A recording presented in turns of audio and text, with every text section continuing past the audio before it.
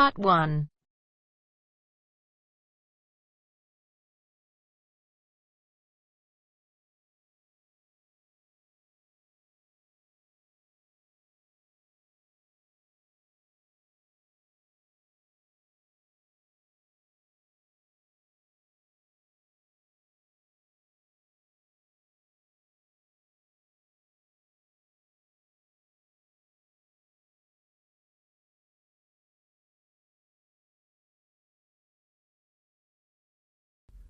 A woman wants to find out about a paragliding course. Listen to the conversation between the woman and the man and answer the questions. First, you have some time to look at questions 1 to 7.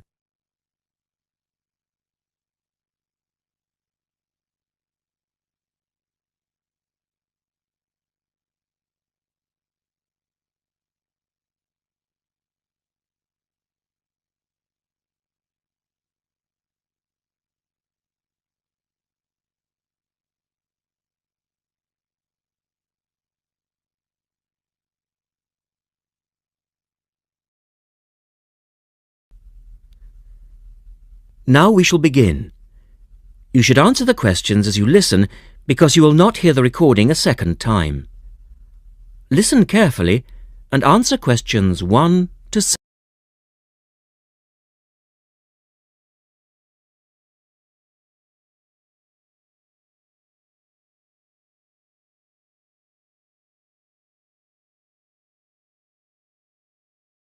How can I help you? Oh, hi. I'm interested in doing a course in paragliding. Which course are you interested in? Well, I'm not sure. What's available? Well, we've got the introductory course which lasts for 2 days. Okay. Or there's the 4-day beginner's course, which is what most people do first. I'd tend to recommend that one. And there's also the elementary pilot course, which takes 5 to 6 days depending on conditions. We might try the beginner's course. What sort of prices are we looking at? The introductory is $190. The beginner's course, which is probably what you'd be looking at, is $320. No, sorry, $330. It's just gone up. And the pilot course is $430. Right. And you also have to become a member of our club so that you're insured. That'll cost you $12 a day. Everyone has to take out insurance, you see. Does that cover me if I break a leg? No, I'm afraid not. It's only third party and covers you against damage to other people or their belongings, but not theft or injury. You would need to take out your own personal accident insurance. I see. And what's the best way to get to your place? By public transport, or could we come by bike? We're pretty keen cyclists. It's difficult by public transport, though there is a bus from Newcastle. Most people get here by car, though, 'cause we're a little off the beaten track. But you could ride here, okay? I'll send you a map. Just let me take down a few details. What's your name? Maria Gentle. And your address, Maria? Well, I'm a student staying with a family in Newcastle. So it's care of... Care of Mr. and Mrs. McDonald. like the hamburgers? Yes, exactly. McDonald. The post office box address is probably best. It's P.O. Box 676, Newcastle. Is there a fax number there? Because I could fax you the information. Yes, actually there is. It's 0249, that's for Newcastle, and then 775431. Okay, now if you decide to do one of our courses, you'll need to book in advance and to pay when you book. How would you be paying? By credit card, if that's okay. Do you take Visa? Yes, fine. We take all major cards, including Visa. Okay then. Thanks very much. The girl is telling her friend about the course. Look at questions 8 to 10.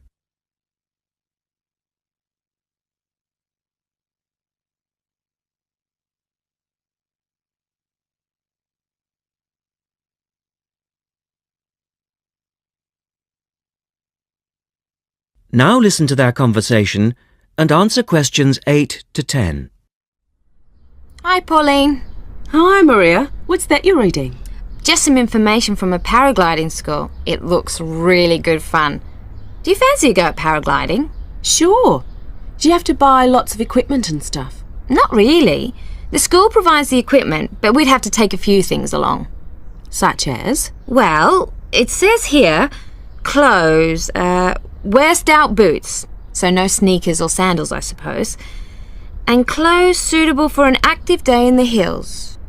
Preferably a long-sleeve t-shirt. That's probably in case you land in the stinging nettles. It also says we should bring a packed lunch. We do not recommend soft drinks or flasks of coffee. Water is really the best thing to drink. We need to bring suntan lotion and something to protect your head from the sun. Okay, that sounds reasonable. And where would we stay? Well, look, they seem to operate a campsite too, because it says here that it's only $10 a day to pitch a tent. That'd be fine, wouldn't it? And that way we'd save quite a bit, because even a cheap hotel would cost money. Or perhaps we could stay in a bed and breakfast nearby. It gives a couple of names here we could ring. I think I might prefer that. Hotels and youth hostels would all be miles away from the farm, and I don't fancy a caravan. No, I agree. But let's take a tent and pray for good weather. Okay, let's do it. What about next weekend? No, I can't. I'm going on a geography field trip. And then it's the weekend before the exams, and I really do need to study. Okay then, let's make it the one after the exams. Fine, we'll need a break by then. Can you ring and let me know if you can find out some... That is the end of part 1. You now have half a minute to check your answers.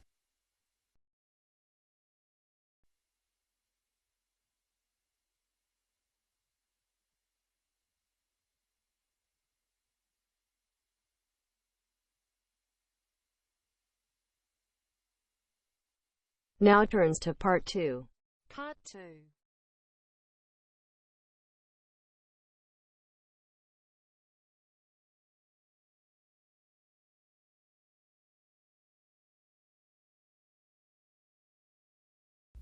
You will hear a reporter talking on the radio about old racing cars. First, look at questions 11 to 16.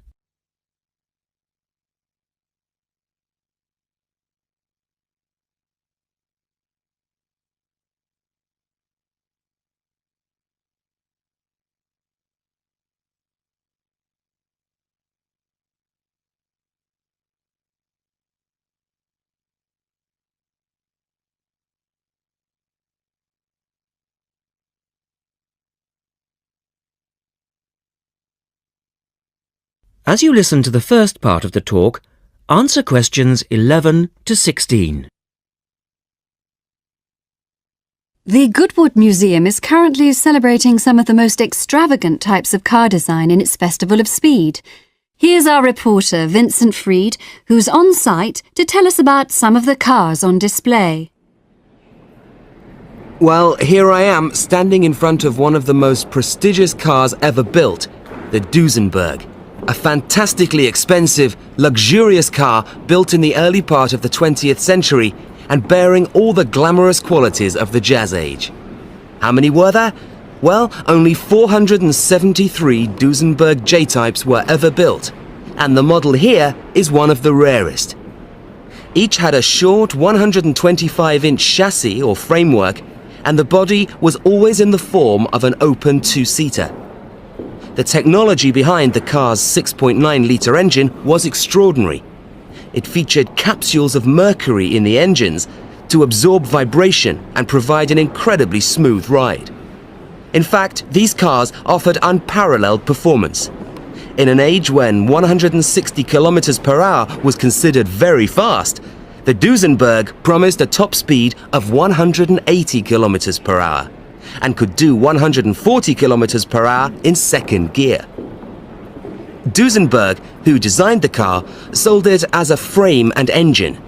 This was typical of the age again, and many prestige manufacturers such as Rolls-Royce did exactly the same. Owners able to afford the hefty $9,000 price tag for the basic car would then commission a coachwork company to build a body tailored to their own individual requirements. The Duesenberg's great attraction for the driver was its instrument panel, which offered all the usual features but also several others, including a stopwatch. It was the Duesenberg's technology that lay behind its success as a racing car, and they dominated the American racing scene in the 1920s, winning the Indianapolis Grand Prix in 1924, 25 and 27. Now look at questions 17 to 20.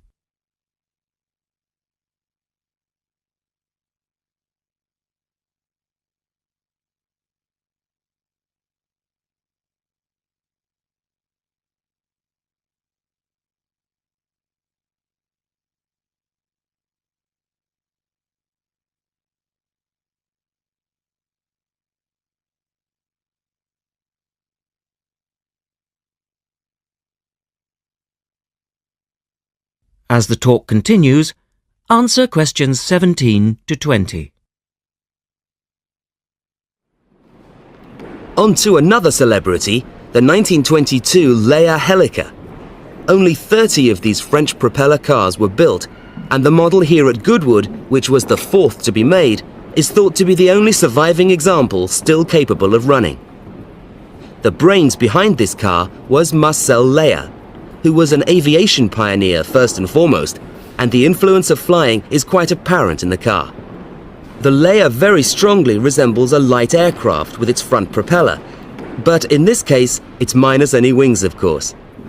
It's quite odd to think that this car was whirring through France just as the Duesenberg was blasting down roads at 160 kilometers per hour across the Atlantic. The Leias were used regularly in France in the 1920s, and were even produced in saloon and van form, as well as two-seater. The Leia matched its propeller drive with its equally bizarre steering, which used the rear rather than the front wheels. But despite looking rather frail, it was a tough machine. In fact, when troops tried to steal it during the Second World War, the car's baffling design was clearly beyond the would-be thieves, and it ended up being driven into a tree, breaking the propeller. And now for the Firebird. This extraordinary car was first... That is the end of part 2. You now have half a minute to check your answers.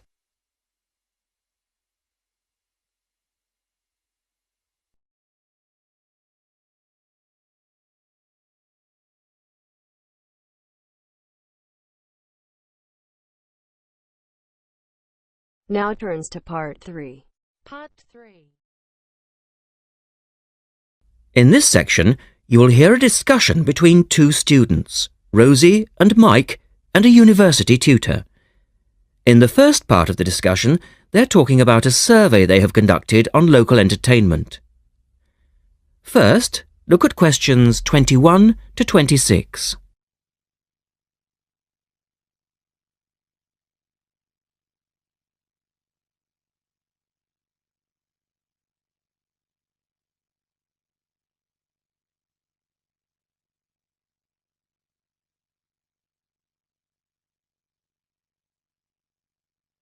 Now listen to the first part of the discussion and answer questions 21 to 26. Good morning, everyone. Well, I think we can start straight away by getting Rosie and Mike to do their presentation. Would you like to start, Rosie? Yes. Well, we've done a survey on local entertainment. Basically, we tried to find out how students feel about the entertainment in the town and how much they use it. Yes, so we've called our project Out and About. Yes, that's a good title. Out and About. We wanted to find out how well students use the entertainment facilities in town, whether they get to see the latest plays, films, that kind of thing. Now, we have our own facilities on campus, of course. Oh, yes. We deliberately omitted those as we really wanted to examine outside entertainment in the town as opposed to on the university campus. Actually, there were a lot of areas to choose from, but in the end, we limited ourselves to looking at 3 general categories: cinema, theatre and music. Right. OK, well, first of all, cinema. In the town, there are 3 main places where you can see films. There's the new multi-screen cinema complex, the old park cinema, and a late-night Odeon. So, if you look at this chart, in terms of audience size, the multi-screen complex accounts for 75% of all cinema seats. The park cinema accounts for 20% of seats, and the late-night Odeon has just 5% of seats. As you probably know, the complex and the park show all the latest films, while the late-night cinema tends to show cult films. So, when we interviewed the students, we thought the complex would be the most popular choice of cinema. But surprisingly, it was the late-night Odeon. Yeah, and most students said that if they wanted to see a new film, they waited for it to show at the park, because the complex is more expensive and further out of town, so you have to pay more to get there as well. Yes, and that adds to the cost, of course, and detracts from the popularity, evidently. Well, next, we looked at theatres. The results here were interesting because, as you know, there's a theatre on campus which is popular, but there's also the Stage Theatre in town, which is very old and architecturally quite beautiful. And there's the large modern theatre, the Ashtop, that has recently been built. So you just looked at the 2 theatres in town? Yes, but the thing about the theatres is that there's a whole variety of seat prices. Also, the types of performance vary, so students tend to buy seats at both and like using both for different reasons. And if they want cheap seats at the Ashtop, they can just sit further from the front. What we did find that was very interesting is that there are periods during the year when students seem to go to the theatre and periods when they go to the cinema. And we really think that's to do with budget. If you look at this graph, you can see that there's a peak around November, December when they go to the theatre more, and then a period in April, May when neither is particularly popular. And then theatre viewing seems to trail off virtually, while the cinema becomes quite popular in June, July. I think you're probably right about your conclusions. In the second part of the discussion, Rosie and Mike talk about different music clubs. Look at questions 27 to 30 first.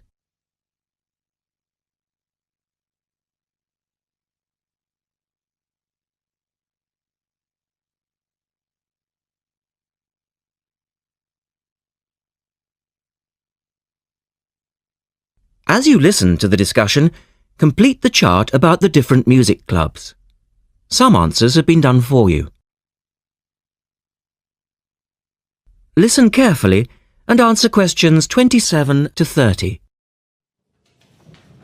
Well, lastly, we looked at music, and this time we were really investigating the sort of small music clubs that offer things like folk or specialise in local bands. So not musicals as such? That's right. We looked at 3 small music venues and we examined the quality of the entertainment and the venue and gave a ranking for these. A cross, meaning that the quality was poor, a tick, meaning it was okay, and 2 ticks for excellent. First of all, the Blues Club, which obviously specialises in blues music. This was a pretty small place and the seating was minimal, so we didn't give that a very good rating. No, we don't recommend that one really. Then the Sansu, which plays a lot of South American music. It was a big place, very lively, good performers, so 2 ticks for that one. The Pier Hotel is a folk venue, a good place for local and up-and-coming folk artists to play. Not the best of venues as it's in a basement and a bit dark, but the quality of the entertainment was reasonable and the lighting was very warm, so we felt it deserved an average rating. Now finally, there's the Bald Rock Cafe, which features big rock bands and is pretty popular with students, and we enjoyed ourselves there as well, so top marks for that one. And then, did you get any information from the students as to which of the clubs they preferred? That is the end of section 3. You now have half a minute to check your answers. That is the end of part 3. You now have half a minute to check your answers.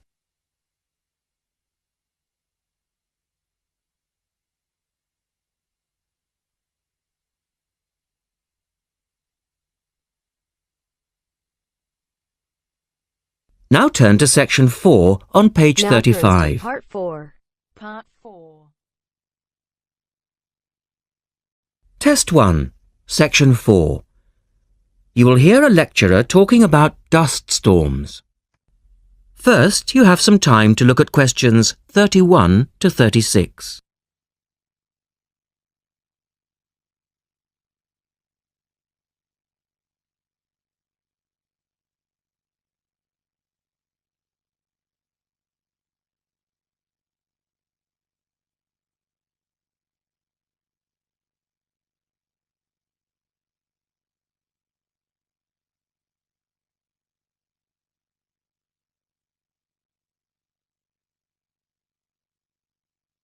Now listen carefully and answer questions 31 to 36. In the last lecture, we looked at the adverse effects of desert dust on global climate. Today, we're going to examine more closely what causes dust storms and what other effects they can have. As you know, dust storms have always been a feature of desert climates, but what we want to focus on today is the extent to which human activity is causing them. And it's this trend that I want to look at, because it has wide-ranging implications. So, what are these human activities? Well, there are two main types that affect the wind erosion process, and thus the frequency of dust storms. There are activities that break up naturally wind-resistant surfaces, such as off-road vehicle use and construction. And there are those that remove protective vegetation cover from soils, for example, mainly farming and drainage. In many cases, the two effects occur simultaneously, which adds to the problem. Let's look at some real examples and see what I'm talking about. Perhaps the best-known example of agricultural impact on desert dust is the creation of the USA's Dust Bowl in the 1930s. The dramatic rise in the number of dust storms during the latter part of that decade was the result of farmers mismanaging their land. In fact, choking dust storms became so commonplace that the decade became known as the Dirty 30s. Researchers observed a similar but more prolonged increase in dustiness in West Africa between the 1960s and the 1980s, when the frequency of the storms rose to 80 a year, and the dust was so thick that visibility was reduced to 1,000 meters. This was a hazard to pilots and road users. In places like Arizona, the most dangerous dust clouds are those generated by dry thunderstorms. Here, this type of storm is so common that the problem inspired officials to develop an alert system to warn people of oncoming thunderstorms. When this dust is deposited, it causes all sorts of problems for machine operators. It can penetrate the smallest nooks and crannies and play havoc with the way things operate, because most of the dust is made up of quartz, which is very hard. Another example. The concentration of dust originating from the Sahara has risen steadily since the mid-1960s. This increase in wind erosion has coincided with a prolonged drought, which has gripped the Sahara's southern fringe.